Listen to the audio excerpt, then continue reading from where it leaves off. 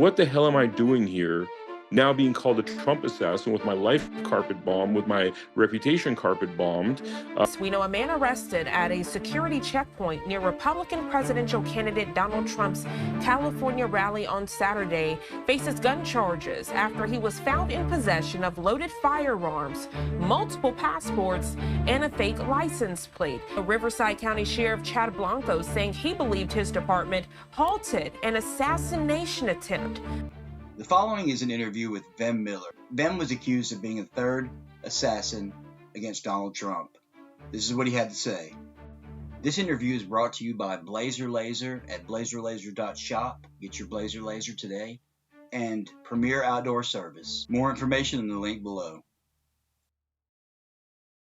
My name is Vem Miller. I run the America Happens Network. I've been a media professional as a director, producer, executive producer of all kinds of different content, from, ranging from music videos to TV shows that have been on television to, commercials. More recent, I've also developed, been, head of development for different networks.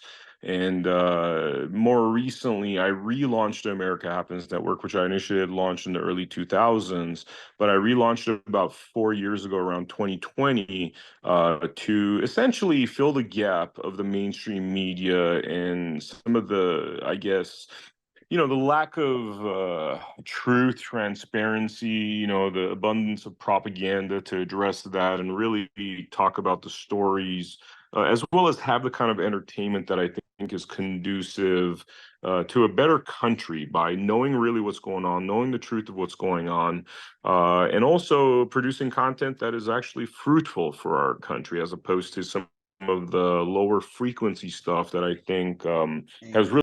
You're pretty well established. I didn't realize that, you were. Yeah.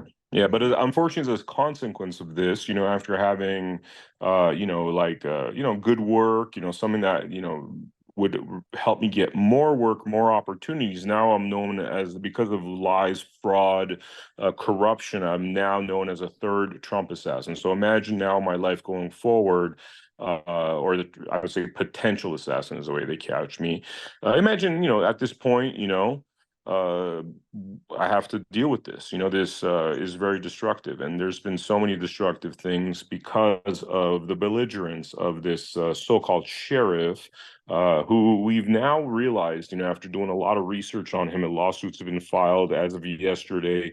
Prior to that lawsuit being filed, my attorney did a lot of research on him. This is somebody that's been criminally investigated currently, somebody that's lost a $7.5 million suit because of his behavior, somebody whose prisons have had an unusual amount of people die due to things like malnutrition. And this is something that also the federal government has investigated and said this is potentially a very criminal and corrupt sheriff with a lot of incompetence. And he seems to, as of today, he's still saying that, I wouldn't have done anything differently. I think that what I did is totally fine, when, he literally carpet bombed my life. Sorry, not looking into it. People think that you are that third Trump assassin. And I was like, there's got to be a mix up. Like, how did so how let me ask exactly you a question. Do you mind if I ask you a question? Not to turn no, the interview, go ahead. Go ahead. Not to turn the interview on you, but No, all right. You're a podcaster, right? And everybody that I've talked to that's actually taken even a cursory glance, okay, including the feds, by the way, including the feds and the Secret Service, that had two opportunities that day, 3.5 hours in and 6.5 hours in, to interview and interrogate me. They did not ask me a single question. In fact, they said that I was no threat. They're not concerned at all, right? So everybody, like, whether it's the cursory glance that you're talking about, or whether it's somebody like the feds or the Secret Service that is doing deep dive before, even if there is 1% truth to these allegations, I would still be in a holding cell. So all of us seem to know what's going on. Why is it that this sheriff, frankly, is so utterly dumb or self-interested, narcissistic, where he allows this to happen? That's the question. It took me all of 3 minutes to see that you were a good guy. How exactly did it happen? Can you you go through that? Can you explain? I mean, that's the other thing. What I learned is that when it comes to California police and self-interested cops like this, honesty is not the best policy. Operating in honor is not the best policy, because that's all I was doing. I was driving up to the parking area, and this is where we need to make a distinction. The parking area of any Trump rally is not the Trump rally. The Trump rally is a perimeter. The parking area is a completely separate and distance location. Why is it completely separate and distance? Because guns are not the only way to harm the president. Car bombs, like a Timothy McVeigh style car bombing. So they intentionally separate, and I'm talking about minimum quarter mile, usually half a mile, 1 mile. Sometimes I've walked 1.5 miles between the parking lot and the Trump rally. They create that separation for security purposes, right? And any person that's remotely educated in how this stuff works, and yes, I've been to tons of Trump rallies. I've spoken to security. I've spoken to people that are in intelligence and privy to this kind of information, could, decipher that these are two separate locations, right? So when I'm arriving to this rally, I do what I've done at Nevada rallies all the time, which is operating in honor, and honesty is the best policy, right? What I know is that in California, probably 25% of those trunks had guns in there, and nobody said, hey, I have guns. They just parked their car. In Nevada or Texas, you got 50% of individuals that have guns in their trunks, right? But I'm somebody that's more of a, I guess, semi-public figure. Now I'm atrociously public. I was just, before I was just, like whatever podcaster, but like, semi-public. I've had, been on screen a few times here and there, but I've been mostly behind the camera, right? So I'm driving up, and I'm about to enter the parking area, and I roll up to an officer there with a sheriff's vest on, and I tell him that I have 2 firearms in the back of the truck. Now, what's also important to state here before I tell you what happened next is that these 2 firearms are not the kind of firearms one would use for such a criminal action. One is a shotgun that's 4 foot long. The other one's a Glock 19. These are not the weapons of an assassin, right? So the sheriff keeps talking about common sense and that sort of thing. Well, common sense, how do you even sneak a shotgun 4 foot long into a rally when there's a security perimeter and metal detectors everywhere, right? So long and short, I'm driving in, I tell the police officer, and then I could tell from the look on his face, I'm like, this is a different kind of look that I'm used to seeing in Nevada, where usually the police officers are, hey, thank you for letting me know, common courtesy, we're friendly, there's a relationship there. This guy kind of has a weird look on his face. So I give him 2 options there. I say, look, man, I don't even need to park this car with my guns in there. You could have put this in your trunk. I could collect it from you later. You could take it to your police station, whatever. I don't care. I see the same, just kind of puzzled, dumb look on his face. And then the next thing I say is, okay, man, I'm cool with doing a U-turn and going back home. It's just whatever. I don't need to go to this rally. Instead, he tells me to pull over. I pull over. Another officer comes. He tells me to get out of the car. He tells me to turn around. He handcuffs me. I say, why are you handcuffing me, officer? He tells me for his own security and safety. And that's really where the ordeal began. So the thing I want to kind of really emphasize here is that this notion that I was going to go into a Trump rally with a gun is completely false, because these are 2 distinctly separate locations for security reasons. Yeah. And also, anything to do with in terms of taking these guns into to the rally, I gave them options. I even offered to leave, but that did not seem to be their intention. They seem to have a different intention that I don't think was about the 2 categories that matter most, which is for police, which is very black and white. Is it lawful or is it unlawful, right? Yeah. Furthermore, they said a lot of things that were basically felonious offenses, felonies, right? In terms of fake passports, fake license, fake this, fake that. Fake documents, yeah. So you have the feds there, you have the Secret Service there that would still have me in jail, by the way, if any of that was true. Those are felonies, and since they're looking so hard for felonies, you would think that this sort of thing would have been immediately addressed by my arrest, bail, all that stuff. None of that happened. I did get arrested. There was no bail. I was let go on a ticket. The ticket's only focused on the discrepancy really between Nevada law and California law, which is in Nevada, you're allowed to have a gun with 14 bullets. In Nevada, it's max 10 bullets. So I had 4 bullets more, right? Simply did not know, was ignorant to it. In terms of the magazine in Nevada, you're allowed to have it loaded. In California, the magazine has to be separated from the body of the gun. And so that's what I was cited for. There's nothing else beyond that. But nonetheless, the next morning, all of a sudden, headline news, and this was very different than the headline news that, with the other 2 potential Trump, assassination attempts. Those are real assassination attempts. So, So I'm gonna put my camera down here, right? I'm gonna put my camera down here where I can see you, like, because I keep looking at you. So now I can see you right here on my camera. So go ahead. I'm sorry. So if you remember when the first 2 Trump assassination attempts happened, and it was like popping sounds and this and that. They tried to undermine what it is. They tried to ignore that it was a Trump assassination, and they tried to memory hold the story. In this case, where it wasn't an assassination, it's easy to prove that there was no assassination attempt, not even the thought of, that I'm telling 100% truth, and this sheriff is telling 100% lies, blatant untruths coming out of his department. All of a sudden, the headlines are Vem Miller, potential assassin, where they didn't do that to the other 2 real assassins. But the guy that's, an artist, director, investigative journalist was really put out there in a very destructive way. So that's a lot of questions there. Yeah, let me ask you this right here. Did so when you got arrested, did you know that they were making it out as an assassination on the president, or did you figure this out after the fact when you got out of jail?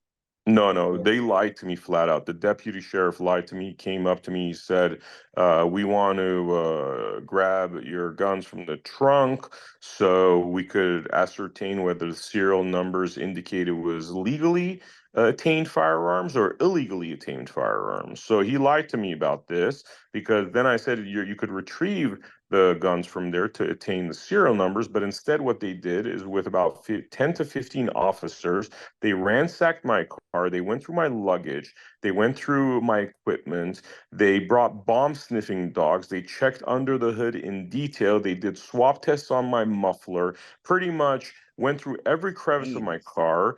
It made a mess out of my car, which is interesting, because the sheriff is saying, oh, you had a messy car. Well, your guys messed up my car. Now, in terms of that allegation as well, like, literally everything that comes out of the Sheriff Bianco's mouth is a lie, because they wouldn't have been able to ascertain that my car was even messy, because all the windows, except for the front driver and passenger, and obviously the front windows, are heavily tinted and you can't even see inside. The only way you could see inside to decipher that it's messy is if you go inside that truck. So this dude is talking about the mess that his people made, absolutely just tore apart my car, and then he's like, he had a messy car. So another thing I want to add here, guns in the trunk of one's car, right?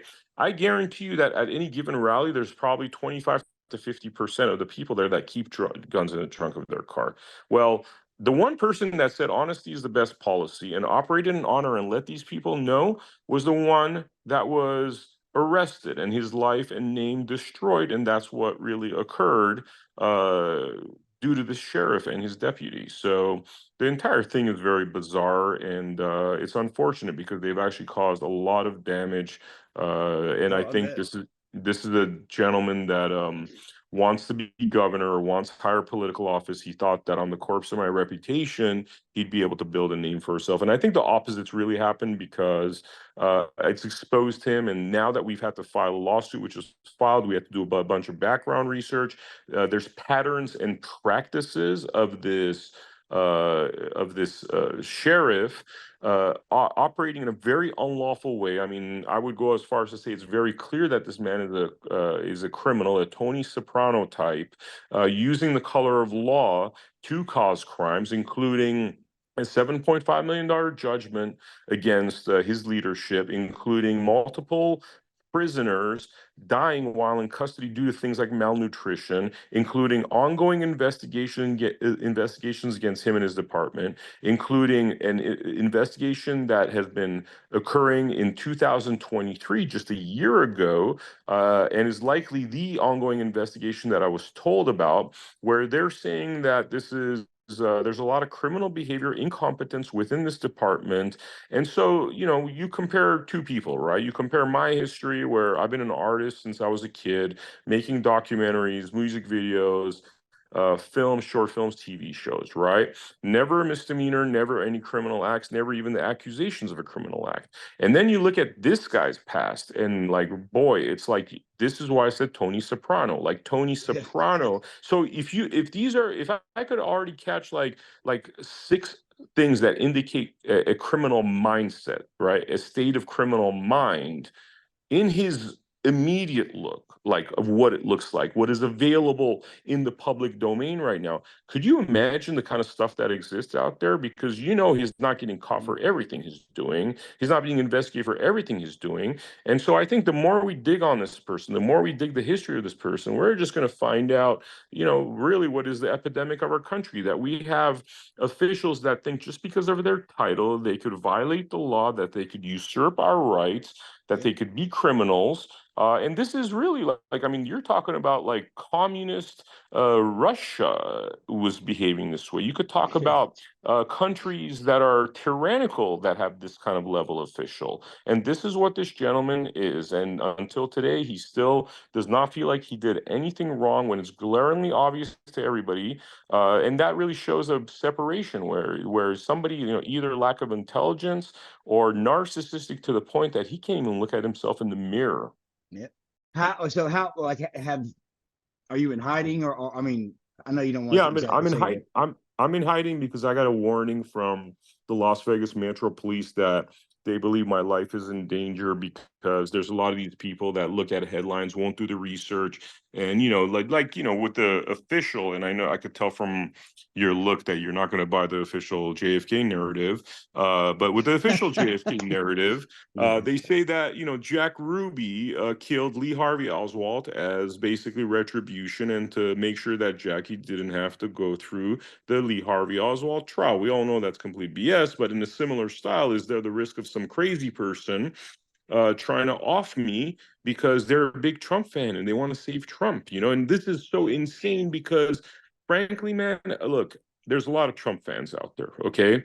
When it comes to the top percentile of Trump fans that have poured blood, sweat, and tears, their own finances into building really what is a freedom network, a constitutional freedom, the America Happens Network. We have like 800 pieces of content, most of which I've produced, most of which have been pro-Trump, most have been pro-Constitution, First Amendment, Second Amendment, especially. And so, I would say that in this entire country, if there was literally the top 1% of Trump fans that have, through their actions, shown that we are devoutly for Trump, I would be in that class, in the top 1%. That is provable, demonstrable. And so what the hell am I doing here? Now being called a Trump assassin, with my life carpet bombed, with my reputation carpet bombed. And why did that happen? Because of a belligerent, just an absolute bottom of the barrel individual like this sheriff and his deputy. So you went to the RNC. You were at the RNC, weren't you? Yeah. I was Yeah, at the RNC, and I've been in rooms with like 200 individuals and Trump. Like, I'm not even, in multiple times, because I'm a Trump caucus captain and I'm a Trump team leader, and I've helped to get votes for his primary. So, yeah, it's so insane. I mean, has and anybody from his camp said anything, reached out to you, or Sigal tried to? Chattah, who's the National Republican Committee chairwoman, is my lawyer. She is directly linked with Trump. We all talk to individuals within the Trump campaign, Trump's inner circle. Word's already gotten to me that they don't consider me a threat. They don't, they think this whole thing's preposterous. Now, in terms of Trump, calling me. I don't expect that. I want Trump to win this election. I don't want him to associate with somebody that people might mistaken is somebody of ill will, which is how I've been represented. Now, after the election, God willing, he wins. I would love to resume a relationship with the close-knit circle of that campaign, including President Donald Trump. Right now, I just want him to win. And frankly, I wouldn't want to hear from him, because there's going to be people that will not vote for him because they think that now he is associating with whatever they painted me out to be. Yes. So if you had any kind of message you want to give to the world, or just anything you want to say, or This is like, if you guys want an example of fake news, so I'm I was part of the Hollywood community when I was producing TV shows and stuff. Now, these individuals are suddenly, who have been anti-Trump for so long, are suddenly seeing somebody they're associated with, and they might hate my politics, and they might think that, I'm following the wrong guy. But for the last 6 years, I've been saying fake news, fake news, fake news, and mocking the media, because I was part of it. I saw how things work over there. They know I'm not an assassin, and now they're seeing somebody who's not an assassin by the fake news, still quick to overreact or other agendas, because there might be more there, because I do make things that challenge power and corruption. So there is that thing that, hey, this was all intentional. But I'm not going to say that it is or not, because this could also be a self-serving sheriff that wants to be a star, and it could also be a deputy that doesn't like Trump people. There could be multiple reasons. Multiple. It probably it is. Like I said, brother. Like I can tell you're a good guy. Like I said, I've watched your content. I've seen your stuff. So, where can we like find you at? Where's your main?